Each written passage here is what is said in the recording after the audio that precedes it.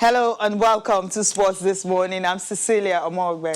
A very good morning to you. Thanks for joining us once again. I'm Yemi Adebayo. Let's take you through the news making the rounds from this part of the world. Let's start with the Super Eagles of Nigeria and tell you that Coach Gernot Rohr has invited 25 players for the friendlies in October. Of course, that's against the Elephants of Cote d'Ivoire and the Carthage Eagles of Tunisia. 25 players invited, 5 players put on standby. We're going to dissect that list, take a look at the new faces, and also talk about the players we expect to see in those matches as we prepare for the Nations Cup qualifiers coming up in the months ahead. Yeah, of course, against the Cote d'Ivoire and Tunisia, and also the fact that there are some new players that are making a return to the squad. Alan Paso is one of such. Also on a program where Manchester City is a winning start for them. They have now won 10 Premier League season openers in a row, becoming the first team to achieve this in the competition.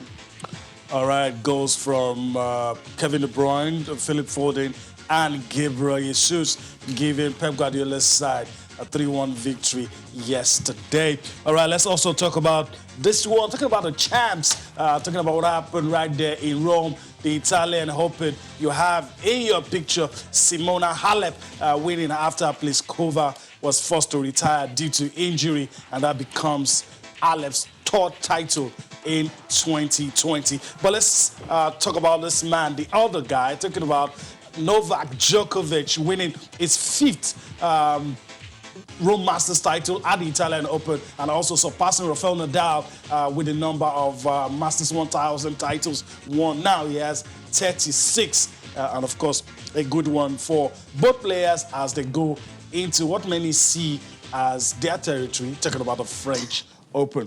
Okay, I'm not sticking with you on that. I'm not even saying anything about having a surprise at the French Open, because how many games has he played? All right, let's move to the NBA, some games tonight, right? The NBA will be back at tonight. There was no games last night or earlier as of this morning, but tonight we'll be having some games. Just take a look at the game for tonight. The Lakers will be up against the Denver Nuggets. With what happened the last time, you expect, of course, the Lakers to just continue with that run, for them to be able to, like, compete till the very last, buzzer. It simply means that these guys are not smiling, they are not playing. So the Denver Nuggets, I mean, people have been saying that they're going to be eating up like chicken, but then No, I think it's unfair. Yeah, because I think it's unfair. It could have been 1-1, but then tied, look, 1 apiece. But somehow in that game, Jokic and Jamal Murray, I mean, those two guys put a lot on their shoulders. Yeah. And for slack defending. Look, well, Anthony Davis, what can I say? That 3-point shot. But if they had stayed on their man, you had 2 guys on LeBron James. You had the other guy. I mean, nobody picked up. Jokic was in front of Anthony Davis. When No, he ran. He was trying to block the guy it was to too make late. the pass. But by the time the ball got to Davis, I mean, even though Jokic is tall and he stretches, he's another big man like Anthony Davis, 2 big men together. What a shot. And so if I was a Nuggets guy, I'll look at it that it should have been 1-1. Yeah, for slack defending. So I think it's unfair. A lot of us expect Lakers to beat Nuggets. Yes, I agree with that. But these guys are putting a fight. It's too much, yeah. And I feel you wouldn't want it to be a sweep. They'll be looking at themselves and like, it could have been 1-1. Now it's 2-0. If we allow it to be 3, then it's over. Yeah, it's over. But I think tonight Nuggets might just give some people a surprise. Yeah, maybe they will just put up some things. Okay, let's leave that and quickly come home. Yes, coming home now. Let's talk about Asisat Oshola. We know that she has been doing a whole lot, for girls in Lagos and, of course, sometimes in Nigeria. She's not just looking at herself, that she's made it. She's also trying to groom younger girls. Now, she was at the governor's house over the weekend, and, of course, the governor, this guy can really, okay, yeah, not so cool, but he's got some skills, right? No, I mean, you could understand the kind of attire that he has on to even be able to do 1 or 2 things with the ball is commendable, and it looks like he's in shape. That's also commendable. But for Asisat Oshola, I like the thing she's been trying to do. A lot of people will just turn their backs and say, look, I've made it. I'm out of all of these problems. You guys go through the kind of hell I went through to get here. But she's looking at, look, what can we do? Because I don't like to use this word because I'm a guy and don't want people to come for me. Because the ladies seem, when you look at football, especially in this part, seem to be a bit disadvantaged. Yeah, and of course. she Not feels a like, bit, it's really disadvantaged. How many girls' academy do you have in Nigeria? So what can I do to even things up? What can I do to help the cause of my fellow ladies, especially the young ones? Yeah, and that's why she had to go visit the governor of Lagos State, proposing that she will be having an academy in Lagos. Remember, her foundation has been running for close to 5 years now. So this is another step to see how she can bring more girls to really have a place to be, go to school, and also play football. Let's listen to her proposals. I've been running a foundation for about 5-6 years now, and we're trying to make it a huge one to have a proper football academy in Lagos State, because in the whole of Nigeria we don't really have a proper football academy for women, most especially. Because for me, I speak more about girls because I know the difficulties I went through growing up. Personally, on my own end, I always like to use myself as an example for these kids. Growing up, it was difficult, especially in this environment when it comes to sport. A lot of people don't support women. They feel like it's a men's sport, but I just try to create a foundation where these kids come, get confidence, create a platform for them where they can play football and also study in school at the same time, because obviously I'm not going to advise anyone to leave education for sport. So I always try to make sure I tell them and hold seminars to make sure they know that there's always a way of merging education and sport together, and also to educate the parents as well, because at the end of the day, these kids cannot control themselves. It has to be the parents that can help them out. So that's what we're trying to do. A great initiative coming from her then. Still talking about grassroots sports and development. Now, the Principal's Cup will be expanding beyond its usual traditional football base. Now we are going to be having track and field included in it, table tennis and boxing. You also have badminton is part of it, and that's what the Minister, Sunday Dare, is saying after they unveiled the logo and brand ambassadors for the competition in Lagos yesterday. And Austin Okonagban was right there. Let's just take a look at this report. You will get to understand what it's all about and the new things they're bringing into the new National Principals Cup. Developing school sports. Ex-internationals such as Dan Debola Mokachi, the late Stephen Keshi, goalkeeper Dosu Joseph, and Tajuddin Disu are notable products of the Principal Cup. The logo unveiling is a symbolic step the Ministry of Sport is taking towards reviving the grassroots competition and even make it better. This country will once again produce Sunday Olises, Henry Nwosus, Segun Odegbamis, Tarila Okorowantas, and on and on. This Principal's Cup will also cover athletics, table tennis, boxing, and badminton. Of the famous dream team. Reminiscing the good old days, the ambassador, Dosu Joseph, and former queen of the tracks, Marion Yali, highlights the importance of school sports. It's the final one we played against Asarudin. We played 0-0, and the game went into penalties. So when it went to penalties, everybody was just calling my name. Logbe Kamaloli, And I stopped 3, and we won the trophy. And when we got to Fadei bus stop, our headmaster then said everybody should drop. We danced from the bus stop till we get to Igbobi College. It was fun, and we were all happy we did that for our school, Igbobi College. We died getting to get those trophies. Something as little as buckets, towels, flasks, and sometimes pencils, writing materials for school. It was the passion, the love we had for the sport that drove us, not the benefit.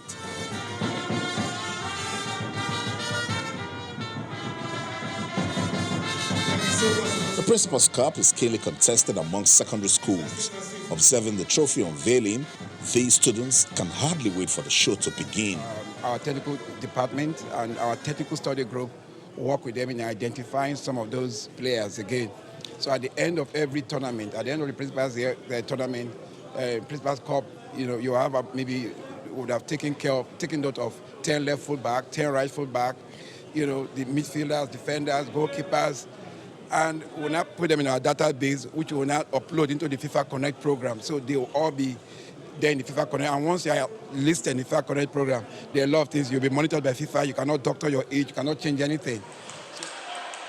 With table tennis, boxing, badminton, and athletics added to the program, it has been fortified to achieve more development at the grassroots. Austin Okonakpan, Channels Television News.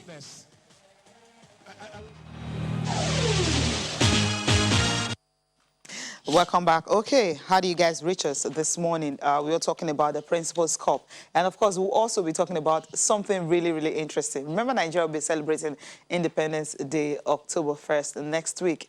And of course, we are counting down to that Nigeria at 60. Yemi, of course, you have the details of that. Yeah, of course. You know, we've always talked about the heroes of the labors of our heroes The past icons. not being in vain. And we're going to be celebrating, like you said, 60 years. And a lot of people are looking at, okay, who are the heroes that you think have not been well celebrated? Who are the... We're talking about sporting heroes now, you know, heroes that you feel that their efforts not recognized as they should be. First off, let's just let you know that as we look forward to celebrating 60 years of independence, we want you to tell us sporting icons you want to celebrate. Of course, you can send your views to Channels Sports, and of course on Twitter. Of course, you can do that by mail as well. Let us know those you feel.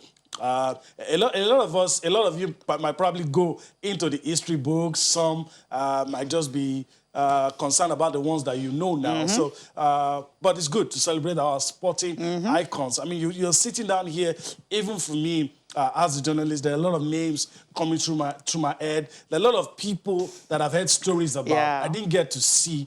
And I don't hear people talking about those people now.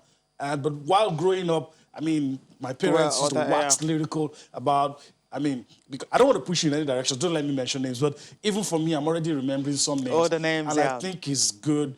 We have just about like 9 days to do that. So let's begin to mention those names that we feel we should celebrate. We think it's only fit and proper, since we're celebrating 60 years of our independence, that we should be celebrating icons, people that have done so much for this country, that has brought us on the map.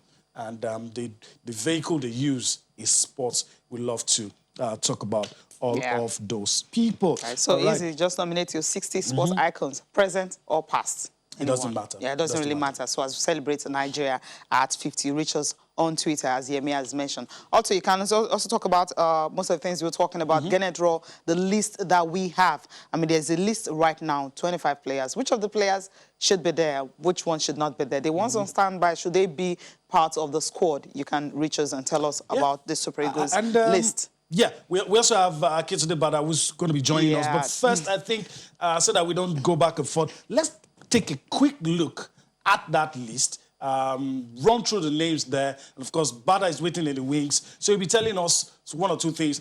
There you have it. You have Dele Alapasu, you have Matthew Yakubu, and Maduka Okoye, the goalkeepers. And you have the clubs they represent right there. Kenneth Omeru, Leon Balogun, Chigozia Waziem, William Troost Ekong, you have Alalua Aino, Jamilu Collins, this is some of the defenders, Lula Shemilogo Ajayi, you have Saidu Sanusi. These are the defenders in the 25-man squad released by Gennett Raw. Mikel Agu, Wilfred Indidi, you have Frank Oyenka, Ogenekaro Atebo, Samson Tijani. These are the midfielders in the squad for that game. For the forwards, Captain Ahmed Musa, Alex Iwobi, Victor Osimhen, Moses Simon, Samuel Chukwueze. Those are the forwards in the squad. You also have Cyril Dessers, you have Kelechi Iheanacho, you have Samuel Kalu, and Chidera Ejuke. Those are the forwards. So the players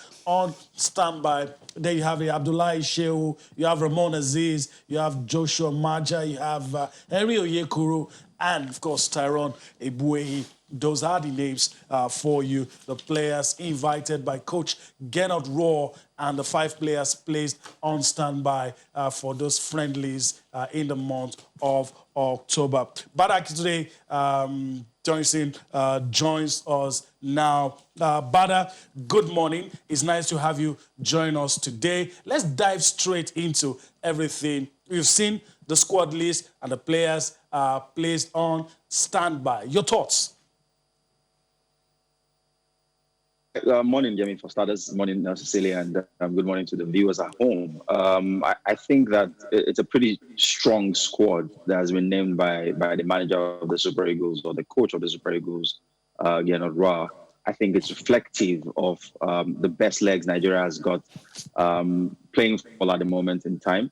I mean, but for some, few faces I would have loved to see, maybe one particularly. I thought Daniel Akpeyi had a far above decent season for, I think, he plays for Pirates in South Africa. Watched him quite a number of times playing in the Premier Soccer League in South Africa. Kaizer Chiefs, right? Chiefs. I watched him and I was quite impressed with him. I think for a player who was in goal for us at the last AFCON when we won bronze, I think I would like to see more because I think he's kicked on from there.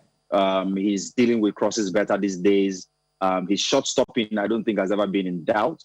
And maybe, Okoye, Akpeyi, and Alan Pasu would have been, the right pick for me in the goalkeeper department. Alan Pasu, for obvious reasons, represented us on the 17th level.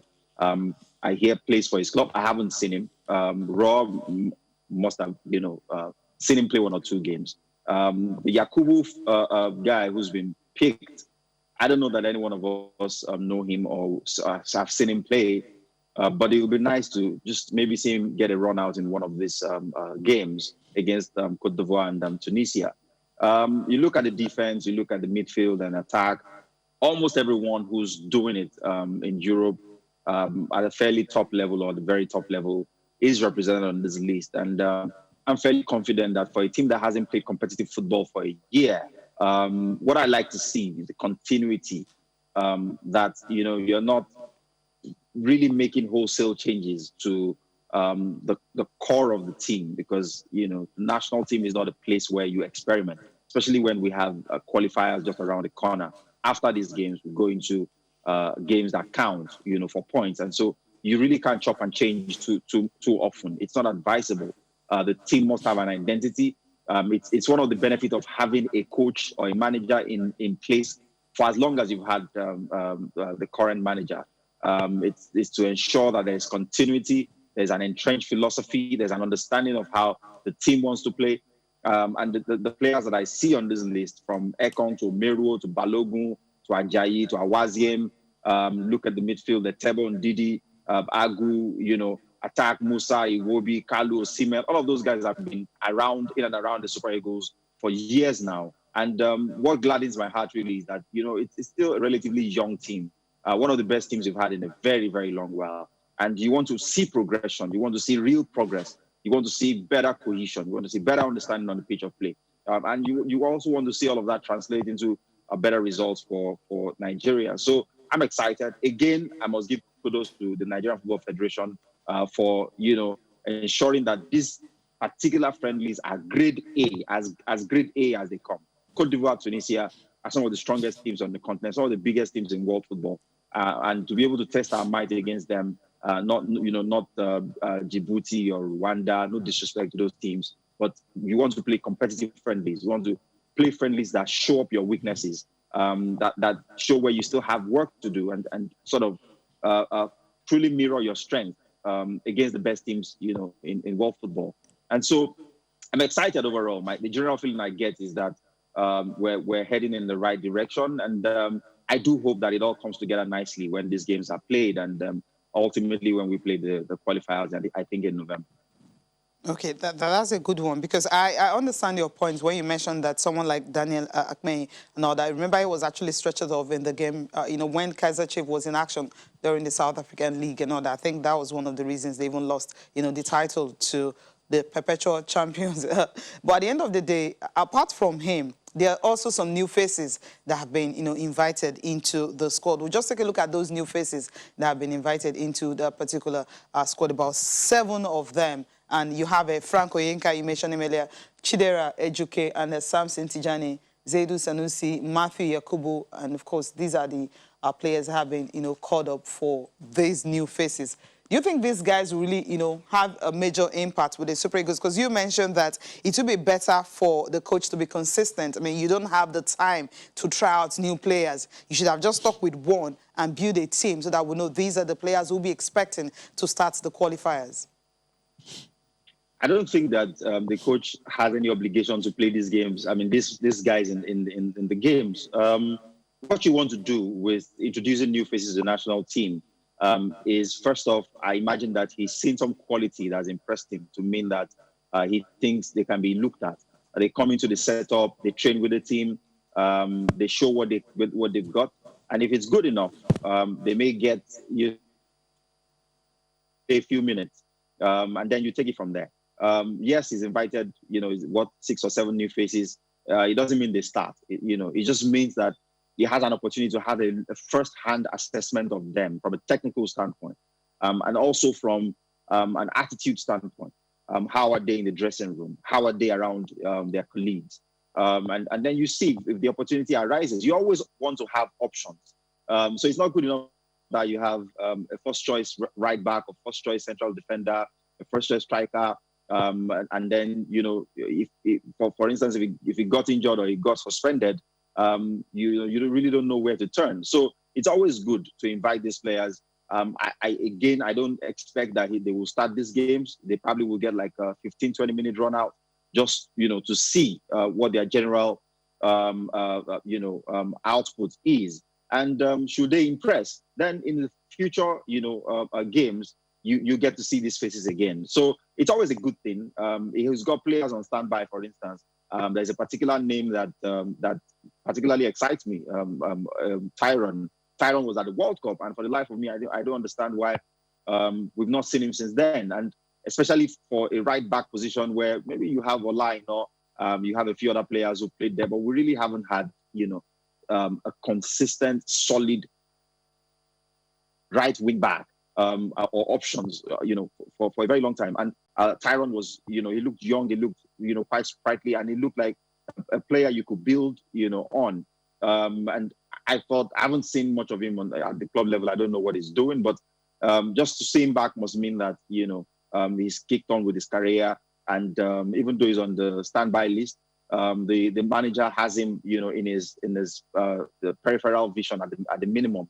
And should there be an injury or a suspension, he might get a look in again. So I think that the nucleus, the core of the team in these 2 games will be the usual suspects, the guys that we are used to.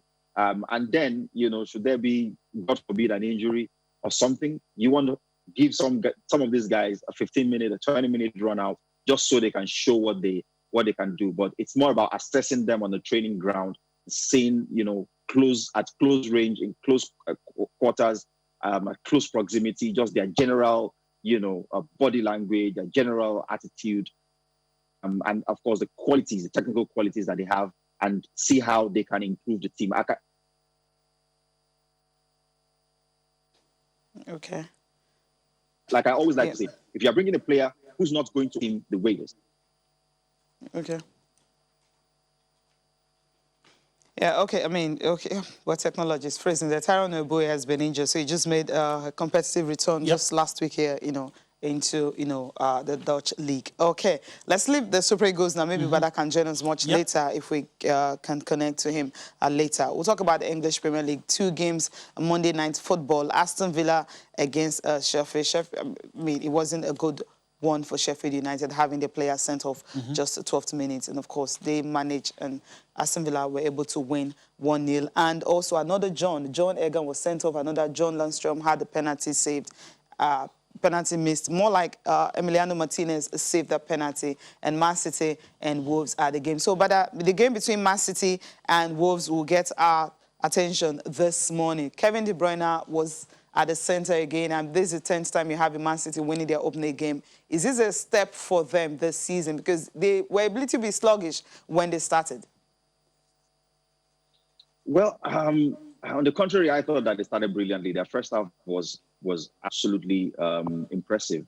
They controlled the game, they created chances, and they scored. Second half, they kind of like wanted to control, possession, and not really go for it after they scored the second goal. And then Wolves came back strongly, And had they taken the chances, they probably would have equalized at some point. But it was good to see Pep Guardiola play 4-3-3 formation, which he doesn't normally play. Play Fernandinho in his natural position in defensive midfield. Restore John Stones into the starting 11. Play Nathan Ake, who has just joined from Bournemouth. Play Benjamin Mendy at left back as against João Cancelo, who he played against Lyon in that ill-fated Champions League game against Lyon. So I thought that the balance of the team was a lot better, and it showed in how they controlled the game with the enforcers, Rodri and Fernandinho. They had great cover for the back four. They moved the ball well. Raheem Sterling was probing. Kevin De Bruyne, like you said, on top of his A game. And they just blew Wolves off the park. The controlled possession, had as much as 72% of possession for the most part of the first half, and then won a penalty. Kevin De Bruyne brought down by size, and then he converted 1-0. Went into the break looking like a team that could score 4, 5, 6 if it went on that way. Came back in the second half, got a second goal. But then, like I said, they took their foot off the pedal a little bit and tried to control possession. But Wolves got back, created chances. Adama Traore was beginning to cause Mendy all kinds of problems on the right side. Prudence as well. And of course, Raul Jimenez, got one back, made it a nervy, 15, 20 minutes? But trust Man City, they finished, a lot stronger, got a third goal, and it was curtains. What they've done is to beat a Wolves team that beat them twice last season. So Wolves did the double over Manchester City, and they've gone to Wolves, a very difficult ground, it must be said, where a lot of teams would not win this season. A lot of top teams will not win at Wolves this season. And they've won by 3-1. And they've laid down the marker that this season, it's not going to be won by 20 points. It's not going to be won by as much as maybe even 10 points. It's going to be a closer race. All right. Last season, they didn't cover themselves in glory. I thought Pep Guardiola would have to hold his hands up and accept the blame for how badly their season went on the league front. There was too much chopping and changing. If you have players available in their natural positions like Stones and Otamendi, why did he keep playing Fernandinho in central defense? That decision cost them because not only did they not have a specialist central defender, he also took away their most important central midfielder. And Rodri, in his first season, just couldn't cope with connecting the team and dictating the pace of the game. I like to say, take Fernandinho, take Busquets, maybe take N'Golo Kante. There are few footballers in the world who have a natural ability to be both a connector and a breaker of opposition's attack. And that's, the quality that you got restored yesterday in midfield for Manchester City, and it showed in the general output and the outcome of the game. City won, 3-1. And, I think that you've got to look at them as it's really to go head-to-head with Liverpool to challenge this season's Premier League title. All right. We need to listen to those managers you referred to, of course, Espirito De Santo of Wolves and Pep Guardiola, their immediate reaction after that game yesterday. Let's just listen to both managers and we'll come back to talk more on Sports This Morning. Yeah, one of the best players in the world. That's how he's referring him to. That's what he's still saying he is. He's 31. Of course, he scored more than 100 goals, about 105 goals for Real Madrid, and coming back with a lot of trophies that he has won. Bada Akintunde Johnson is still with us. Now, for you, Gareth Bale is 31 after scoring so many goals at Real Madrid. What does he have to offer coming back to Spurs? A lot, when fit. And that's a condition that, Spurs will be hoping to have some luck with. Can you get Gareth Bale fit and firing? I think that, he's probably one of the best pieces of business that anyone could have done in the Premier League this season, especially because we all didn't see it coming. The transfer window has been dominated by a lot of talks around Sancho, Thiago, Aubameyang at Arsenal, Chelsea, signing perverts and all those players. And Tottenham go and do this huge coup to bring Gareth Bale back. I think Gareth Bale fundamentally is happy that the nightmare with Real Madrid is over. And it hasn't always been a nightmare. Like you quite rightly said, he won trophies there, won 4 Champions League. Okay, these things happen. So, Bada is trying to explain to us, Gareth Bale, he's coming. It's not just going to be like complete the numbers. He's well motivated, not just that. I mean, he scored 105 goals. Of course, he says he wants to win trophy with Spurs, and he's still the same player he is, like he left. But I mean, you were trying to establish something that Gareth Bale will come and win trophies for Spurs. No, I don't know if it's at the right place.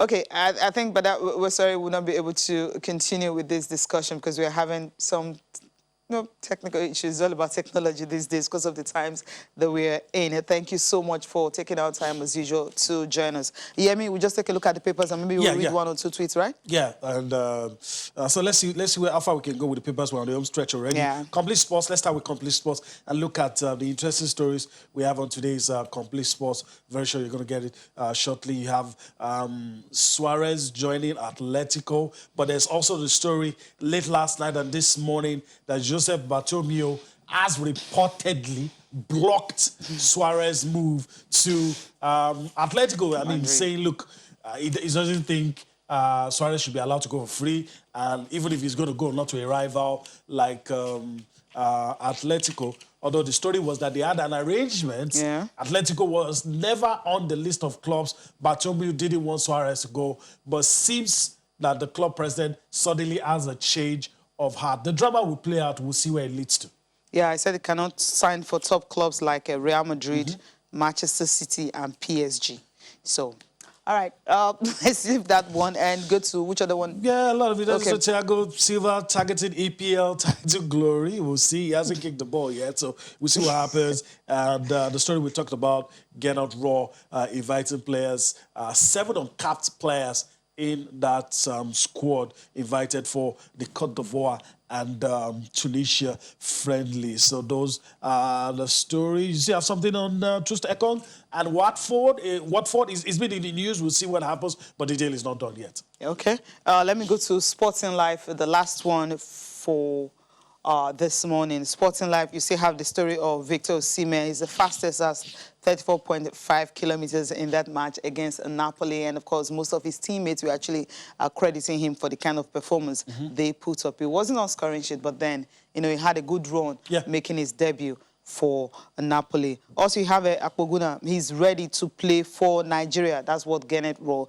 is saying on Sporting Life. It's like more players are really trying to play for Nigeria this time around. And no wonder you had other players listed, well, foreign-based players, because no football at home, so none of them can make it. And Juventus return. Morata lands in Turin today. Is joining Juventus. Juventus have been trying to sign a striker, but then it's been difficult for them to get one. Suarez was one of those players. Dzeko was one of those names. As well as like Domino, you know, I think this happened because Atletico already think that Suarez is coming. So I don't know. We'll see a lot of interesting things will happen in the days to come. Okay, and Man City trailing PSG for Koulibaly. Who is going to get this guy? Still in the market. And UEFA Super Cup would go ahead with 20,000 fans. And Côte d'Ivoire and Tunisia friendly. Francis Zoho not fully fit. That's what Gernot Rohr is saying. And Zoho bounce back very soon to join the Super Eagles. We'll just take one tweet before we leave. Or before the tweet, I mean, there's this breaking news coming from England. The fact that football fans were supposed to return to stadium from October 1st. But then with what is coming from the Cabinet Office Minister, Michael Gove, he has said that has been put on hold. Fans will no longer return from October 1st. Initially, it was supposed to be 1,000 fans to return and all that, but because of the spike in cases in the UK, so fans would not be allowed to attend matches yet. So they'll wait for another date that will be announced. So we'll just take this tweet, Yemi, and quickly leave this. Okay, this one is coming from Bosun. He says, if only we have more of the likes of Assisat who are willing to plow back to develop others in the sport that shot them to limelight, our sport will benefit immensely. Kudos to her. Yes, she's doing a very, very great job. That's much we can take on the program this morning. All right, so we've crossed the finish line on the show today. We do hope that you enjoyed all that we're able to bring to you. Tomorrow's another time. We'll be here to take you on a trip across the money spinning world of sports. I'm Yemi Adebayo. I'm Cecilia Mogbe. Thanks for watching.